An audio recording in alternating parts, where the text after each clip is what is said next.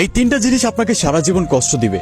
এই তিনটি স্বভাব যদি আপনার মধ্যে থাকে, আজকেই সেটা পরিবর্তন করে ফেলুন। নাম্বার 1, ঠকানো।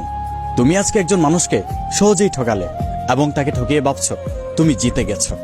আসলে তুমি জিতোনি। তোমার জীবনে একটা সময় তোমার চাইতেও বড় বেঈমান আসবে, আর সে তোমাকে এমন ভাবে ঠকাবে তুমি কখনো তোমার জীবনে ঘুরে দাঁড়াতে পারবে না।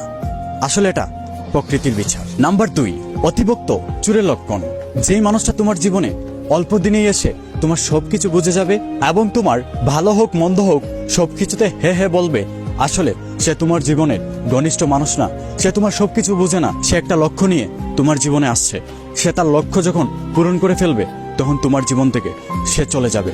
সুতরাং এইসব মানুষকে প্রশ্রয় দেওয়া উচিত হবে না। নাম্বার 3, দেখো আমাদের জীবনে কিছু মানুষ থাকে, তারা বেশিরভাগ সময় আমাদেরকে শাসন করে।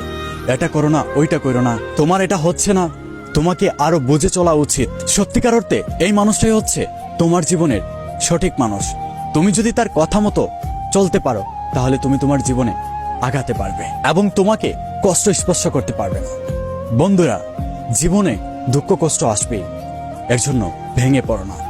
জীবনটাকে নতুন করে সাজাও এবং প্রত্যেকটা সকালকে নতুন করে শুরু করো।